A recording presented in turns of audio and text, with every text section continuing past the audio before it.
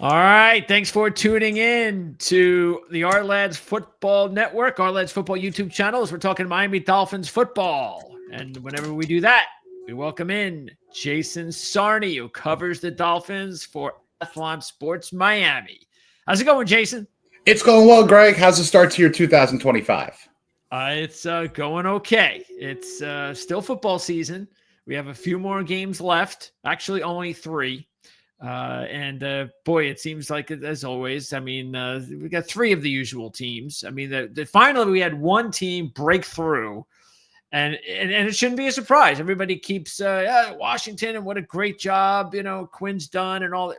Hey, you know what? It's a quarterback-driven league, and they have found their superstar quarterback. And that's what we're all looking for, right? We're all looking for that superstar quarterback. Miami thought maybe they would have one, and unfortunately, Tua got hurt earlier this year, and then they never just got back on a roll, and it's just one of those years. That's really what it was. Going into this season after last season, there was momentum, there was hope. Of course, a lot of roster turnover and a lot of differentiation on the on both sides of the ball. But to see what happened this year was nothing short of a massive disappointment in Dolphins world. So, yep, it is still football season, but not Miami. Yeah, well, the Dolphins are at an interesting crossroads, aren't they, though? Because for the first time about a few weeks ago, we started to hear some grumblings, not necessarily, I don't know where they came from. You do, regarding Mike McDaniel. And then we also heard it about Chris Greer. What's going on there? Is everybody safe? Nothing's going to go wrong. Everybody's back. There's not going to be any problems. Or are we entering a stage where everybody's job might be on the line next season? Well, it was rather surprising, following the Jets' victory over the Dolphins last week of the season. It was announced immediately. Stephen Ross, owner of the Dolphins, put out a statement saying that he was going to be bringing back Chris Greer, bringing back Mike McDaniel. We all saw that. There was kind of a split down the middle with a little bit of surprise. Dolphins social media, Dolphins fandom is very fractioned and split in ideology. Sometimes you got your McDaniel camp, your Chris Greer aficionados and apologists, and then you got the exact opposite. You got the people who want folks gone because of the fact that it's been 20 some odd years with no playoff victory, and you kind of look for a common denominator.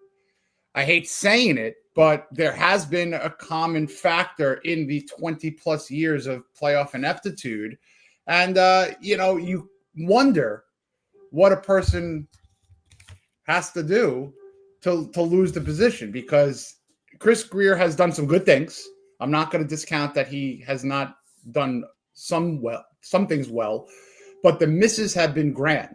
The problems have been huge, and they've been carrying over year to year.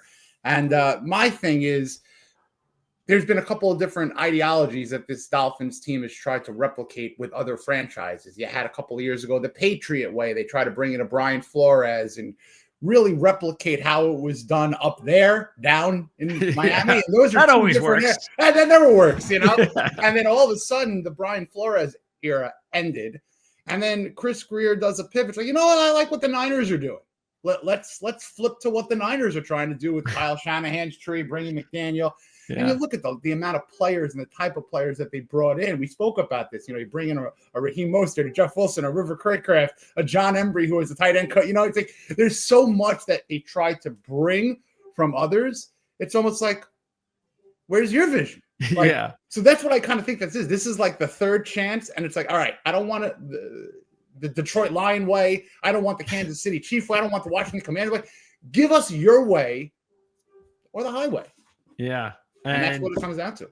And do you think it's like one of those relationships Greer has with Ross that it's almost a negative, and it's working against what the fans? And again, I know some fans are going to be different, but again, like you said, it's the same people have been in charge there.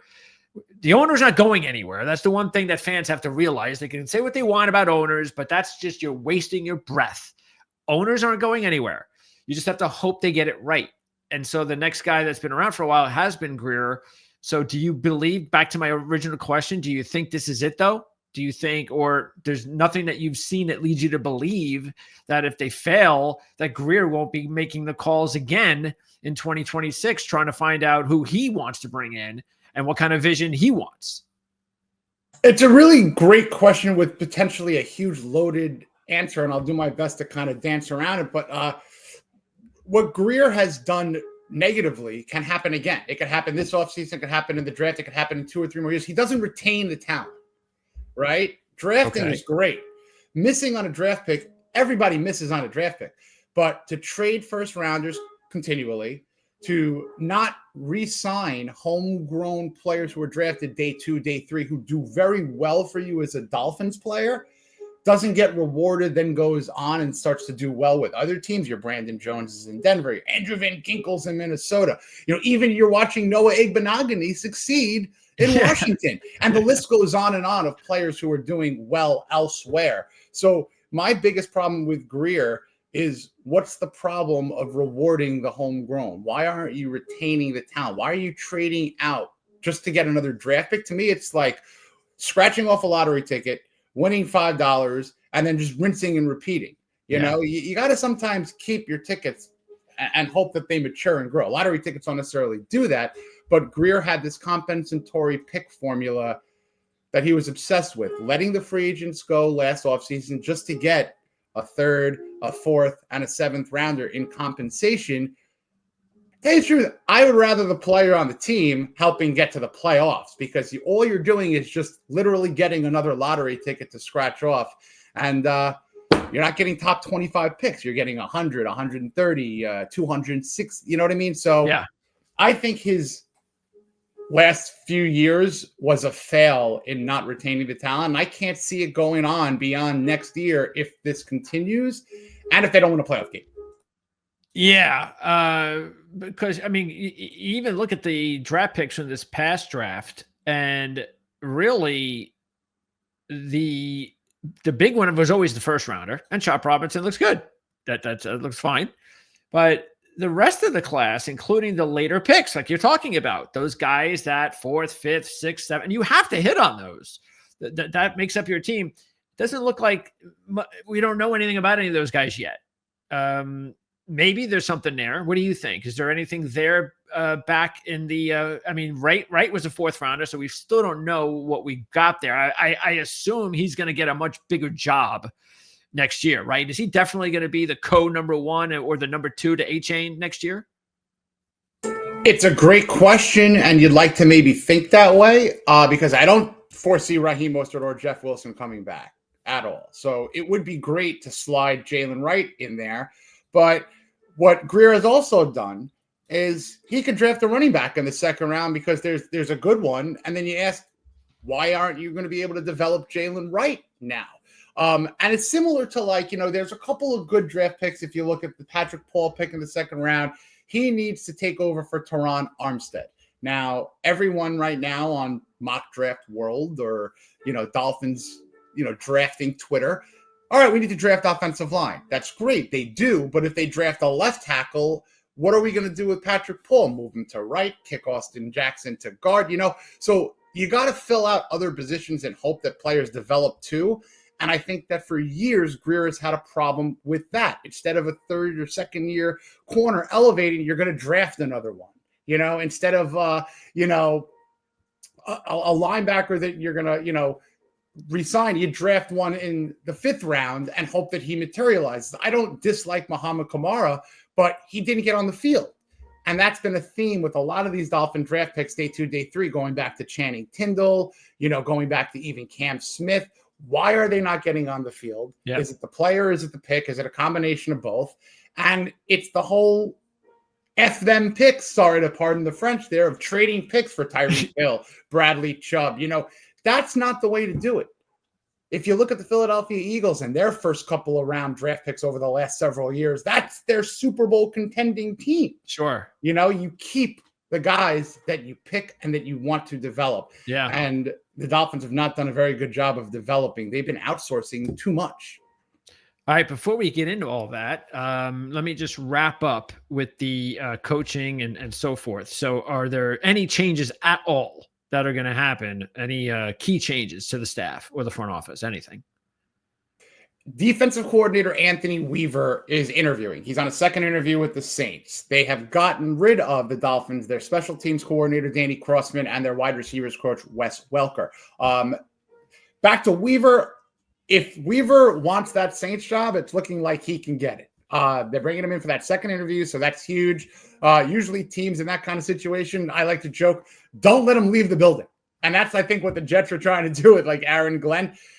If Weaver comes home without a job offer, there's a chance he could stay in Miami.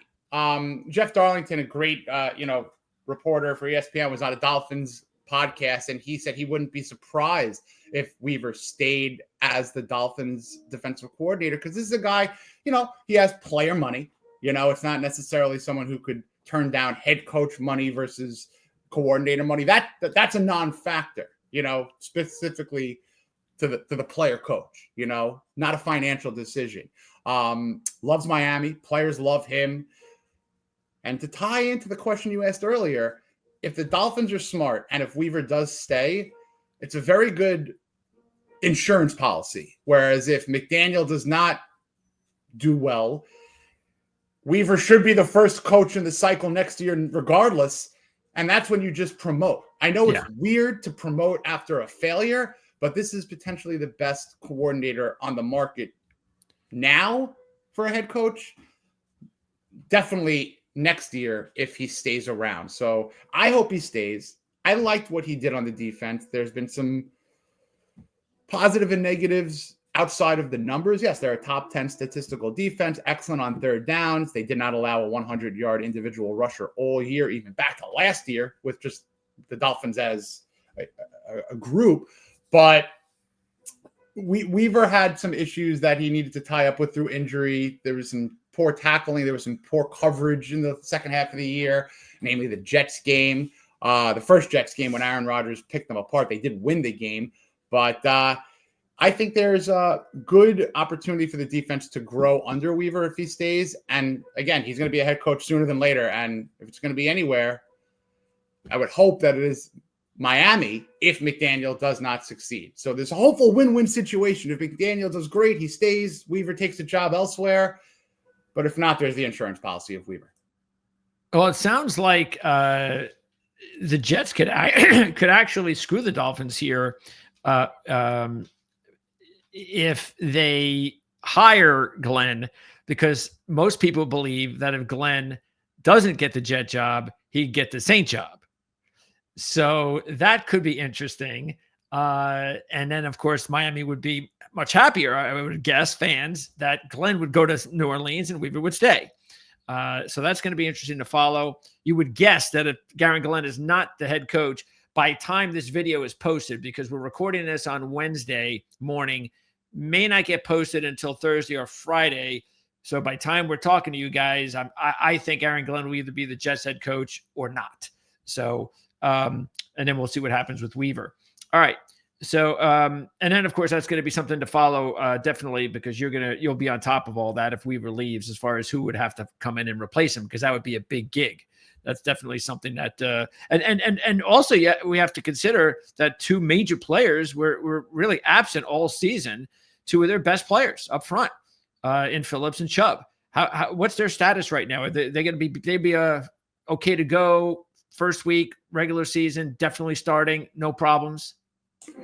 I wish that I could say that both of them were 100% going to be on the field in coordination with Chop Robinson, but I can't say that. I can definitely not say that for Chubb. I don't even know if he can play another down as a Dolphin. Who knows? Not with injury, contract, potential trade, but who's going to take that contract? And he doesn't have so much left on the deal. And he didn't play a snap this year.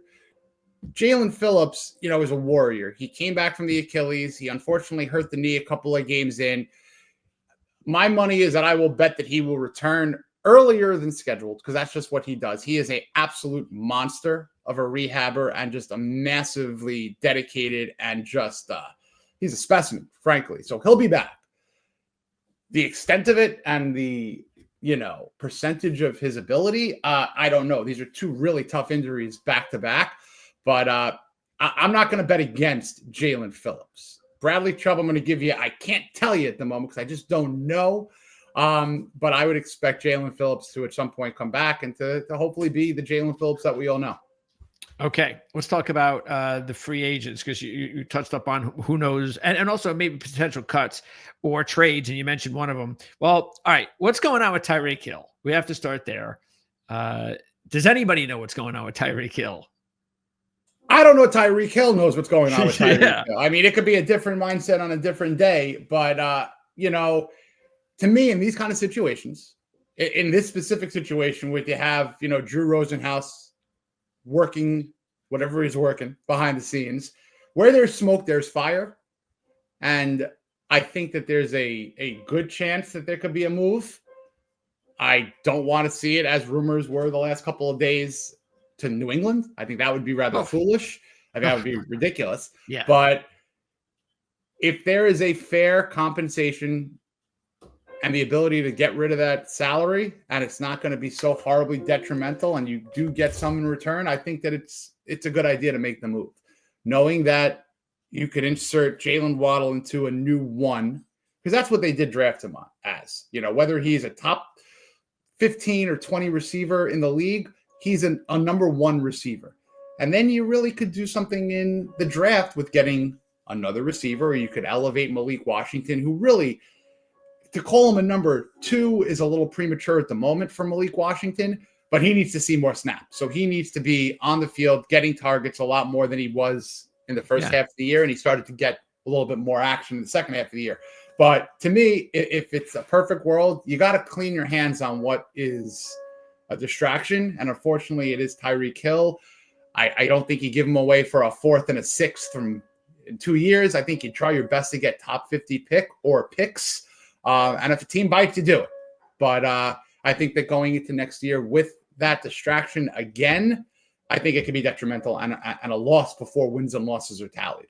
And with his contract, he's not immovable then. I mean, it's a contract that they might have to lose a little bit, but they can still get away with trading him. It's not impossible. I mean, trading is not impossible, but there is going to create the dead money issue, obviously pre-post June, whether you do it, what you do, but there is going to be money that they're going to have to eat. They're not in a great salary cap situation. They're not. No. So unfortunately, that's what happens when you overextend players that you're already paying, and you're not spreading the contracts out wisely enough with guys that you draft. You're bringing in contracts and trading your picks, and that's the economics of what this Dolphins build was. And unfortunately, it didn't work. Okay. Let's see. Let's go through the free agents right now, as far as the ones from starting players, things of that nature. Let's go with the offensive line. So Eichenberg, Jones, and Wynn. All right. Will any of those guys be back? And Lamb. Will any of those guys? Well, Lamb pretty much said that this was his swan song year. So it would be, that was last year. I mean, going into the season, he said, this is going to be my last ride, I think, if I'm paraphrasing. But so Lamb, I would say, a terrific journeyman type of career. I wish him well. If he decides to come back, you know what? Heck of a swing tackle. But I don't expect him back. I don't expect Liam Eichenberg back. That would reverberate in the Dolphins community. That just didn't work. That just didn't work. And No. the problem with that is that they traded up for Liam, and it didn't work. Yeah. So the pick missed, and you cost yourself another player. So that does not scream re-signing. I wouldn't mind Robert Jones coming back. Okay. A solid depth guard. Isaiah Wynn is a very solid player when healthy, but that's the big when healthy.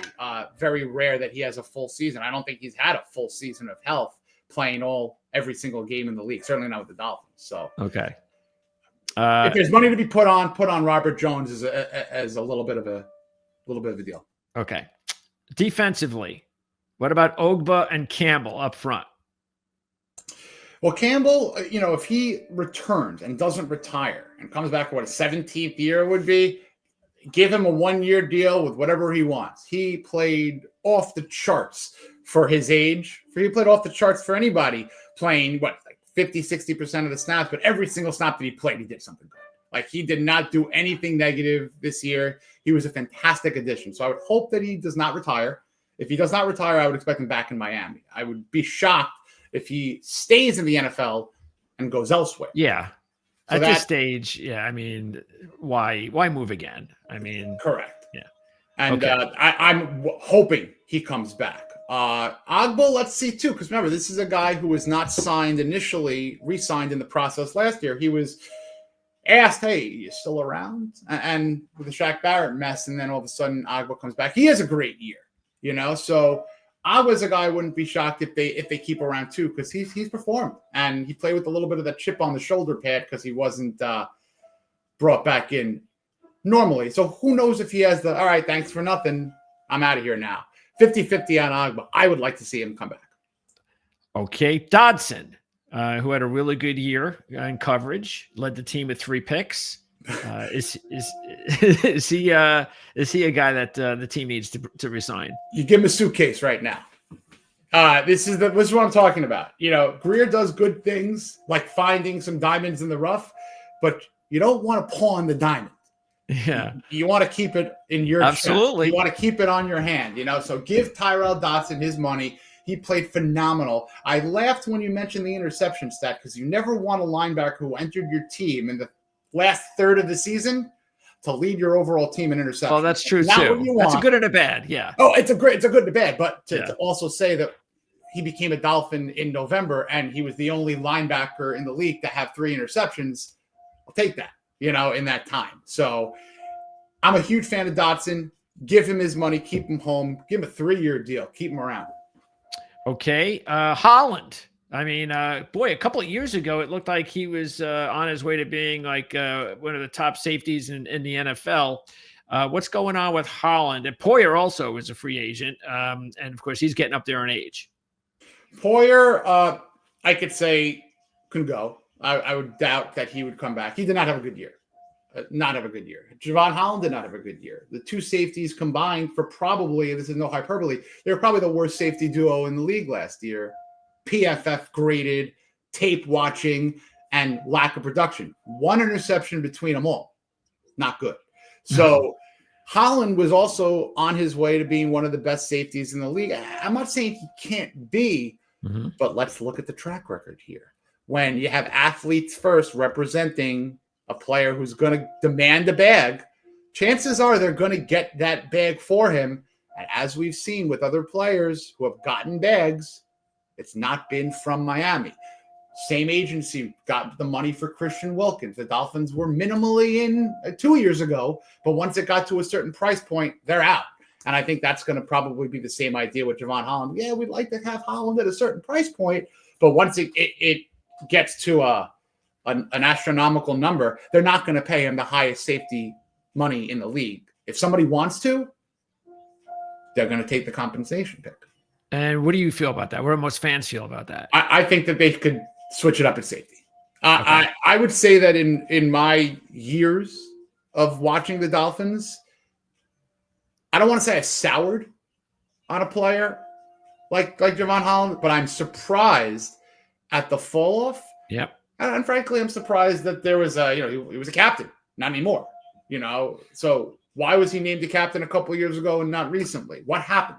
You know, and we've seen certain things. So I was one of the biggest Javon Holland fans on the planet when they drafted him. So this is a story that is still being told as far as I'm concerned with him as a player. And there's a curiosity there. But gun to head, I don't see him back in Miami. I would be surprised. Okay. And before we move on, Tua, everything is hopefully just going to be okay again next year. You just never know with Tua, with the head injuries and all that. But Huntley, did he do a good enough job as the number 2? Do you think they'll bring him back? I think they will bring him back, but that's not saying that he is the surefire de facto backup quarterback who could win 3 games in a pinch, because that's what you're looking at with your Dolphin right now. You got to invest heavily in a backup quarterback when you've spent so much money on a quarterback who has this injury history. Yep. They did not do that. And with all due respect to Snoop Huntley, you get what you paid for. And this is a practice squad player who had a year with Baltimore. Sure, he made the Pro Bowl. Great. But you are what your roster designation usually says you are. So Yeah. middle of the year, he was a practice squad player. Yeah. You know what I mean? So he had a nice game against Cleveland, but no one could move the ball like Tua in this offense, which is my question all year. Why don't you bring in a backup quarterback? Not saying he's God, but Jimmy Garoppolo early in the season would have probably been a good idea because he just knew the system, right? And it's the same type of a quick release, quick out guy, but they do need to draft a quarterback, Greg. I will say if they get out of the top 150 picks without a quarterback, problem. Yeah. Okay. So, and we might see them go after maybe a young quarterback as well, a young veteran, somebody that they could bring in. But either way, they have to bring in some youth that there can be some hope that if something happens to Tua, like you said, that maybe they've got a player that could play and not just be, who knows, more than a backup. And there are going to be a lot of quarterbacks coming out in this draft class in the middle to late rounds that could end up better than the quarterbacks that are going to be drafted in the first round this year. There's a lot of those quarterbacks, a lot of experienced guys. We saw what happened when you have experience with guys like Purdy. So there are going to be some of those guys available in this year's draft, and maybe you go out there and you land the right one. Okay. Yeah, I like Kyle McCord from Syracuse. I think if there's a guy that I would say to draft him, knowing, and for the Dolphin fans watching this, I'm not endorsing drafting a quarterback to take over for Tua. Yeah, exactly. Let me just disclaimer that, Greg.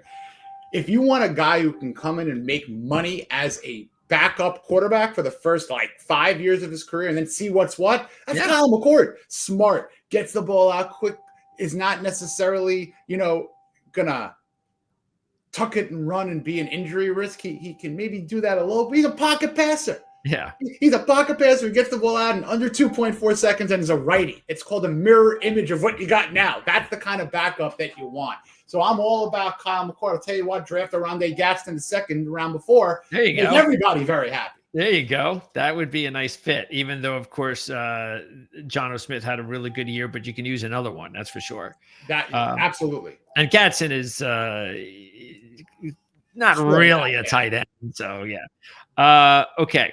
So let's go to the team needs. Do you want to do them in order, or do you just want to say who you think they need to improve position-wise this offseason, and then we'll do the order later? Well, I'll play the game that if I'm doing it, what my first two moves are. Absolutely. And it's creating or eliminating the hole, literally, on both guard positions. Okay. Right now, you got a hole at left and a hole at right. You got a very good left tackle potentially in Patrick Paul.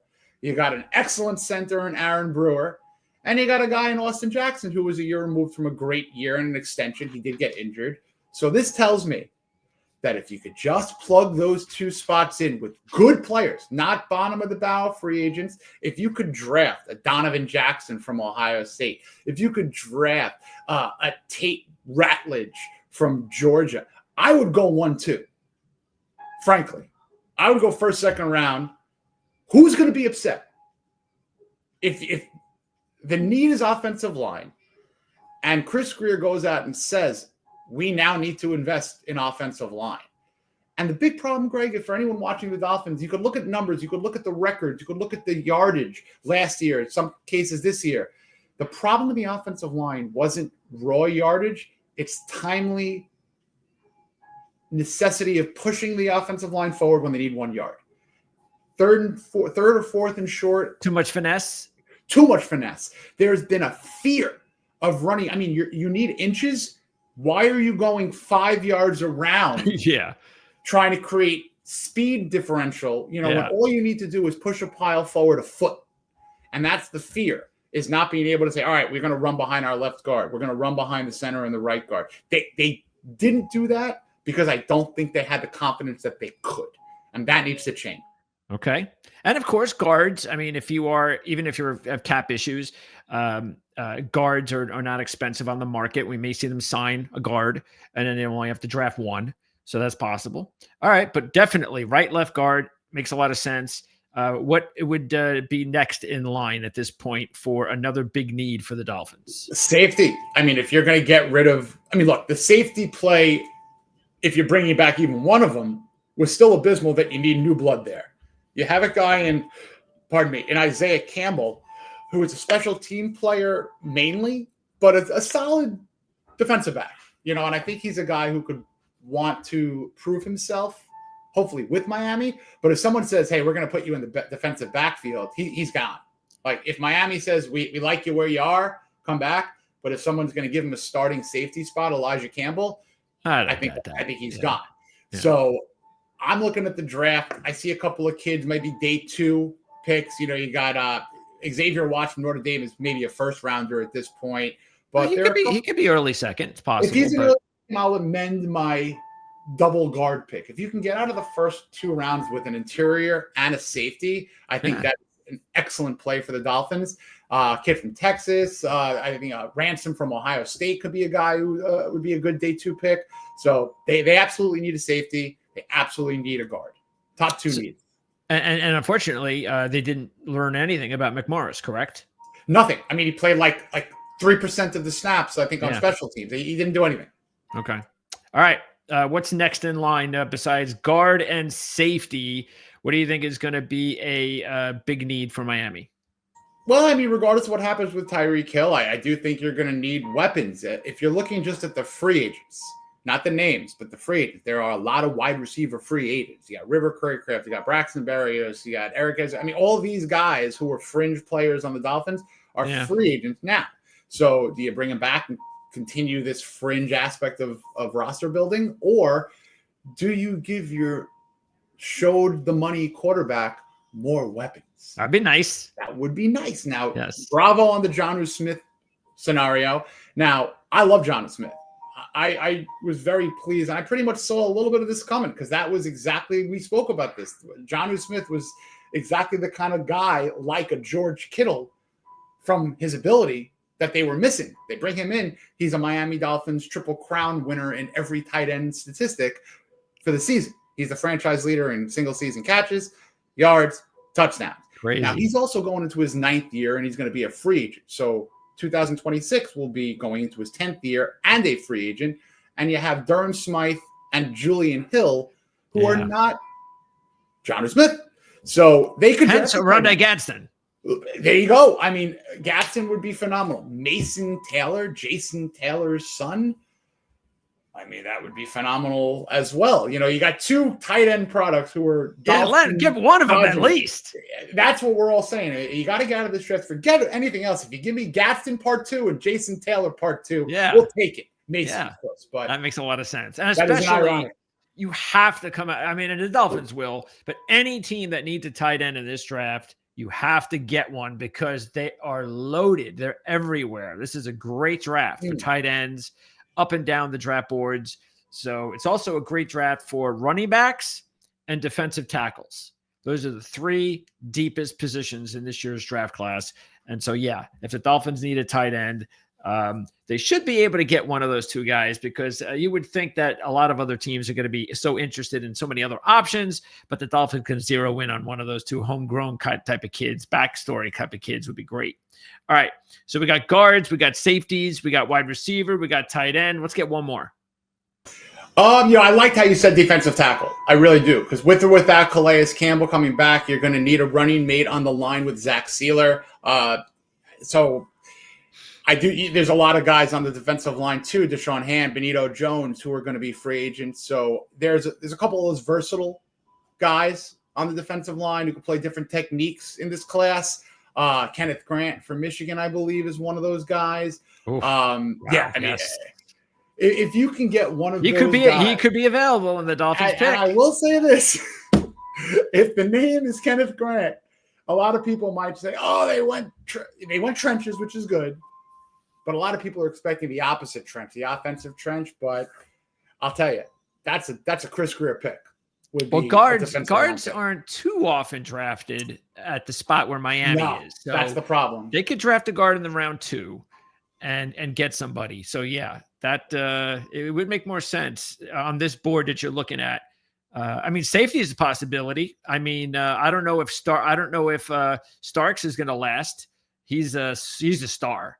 Malachi Starks from Georgia, great. I mean, if he's available at 13, it would could be available. It would be interesting. Yeah. It would be interesting. But if they don't pick him and they go with another position, but then they get Watts somehow, that's good. True. Yeah. If they go with Starks, that would be not a bad pick, but it would put them in a little bit of a tough spot to land who they want at 48 as the top lineman that they would like. So I would think that trading back is in play. If you get to the early 20s, mid 20s, you pick up another pick or so, and then you could draft a guard and no one's going to eat your lunch over. You know, a 23rd overall pick as a left guard who could power the running game. I don't think anyone's going to go crazy over that. But 13th to get an interior, it's a little early. It's a little early. And we know Greer will have no problem trading the pick. So in 2 years, he'll be a little upset. He'll trade the pick, and then look what happens. All right. So there you go. I think I've taken more than enough of your time. By the way, what is the draft capital look like? Solid. I mean, they're loaded pretty much in every round, which is rare. They have multiple picks thanks to the compensatory picks. So I think they'll have 2/3. No, I'm sorry. They traded the third for Jalen Wright. So they're back in the third with the Robert Hunt compensation. They'll have a couple of fourths, a couple of sevenths. I think they have about 11 picks. That's good. So they have a good arsenal. And they have the first, second, and third round, which is huge. And this is a roster that needs it. And this is going to be a busy offseason for the Miami Dolphins. Just speaking with you, a lot of big decisions to make, wondering what they're going to do with Tyreek, wondering what they're going to do with Chubb. Those are two really big decisions they got to make. And whether or not they bring back Holland, that's a big piece. So, it's going to be very interesting following the Miami Dolphins. And if you're a Dolphin fan, you can check out the links in the description of this video. And we're going to let you know exactly where to follow Jason, whether it's on his X account or, of course, where you can check out. Because Jason, do you have something that you put out like on a regular basis? I write for Athlon. I write for Dolphins Wire. This is draft season, so I'm going to be doing a lot of player profiles, a lot of mock drafts. Once we really hit, the scouting combine season, there's going to be a lot of draft coverage. It's my favorite thing to do that doesn't include actual game action is the draft process. Give me the March and April. Let's fast forward to that right now. I'll be a very happy guy. And don't forget, you can also order the Our Lads Draft Guide, which is going to be available. Actually, you can just order it right now, and it'll be available the first week of April, right around the first 10 days. So check this out. We're going to have all the profiles of all these players that we're talking about and much more. So we'll have a link in the description for that as well. Get it, guy. I was a resource for me last year. It's good stuff. Good stuff. We appreciate it, Jason, because it really helps us to understand what's going on with the Dolphins. And it's a nice little win-win relationship we have. And I appreciate your time as always. Appreciate you having me anytime, Greg. You got it.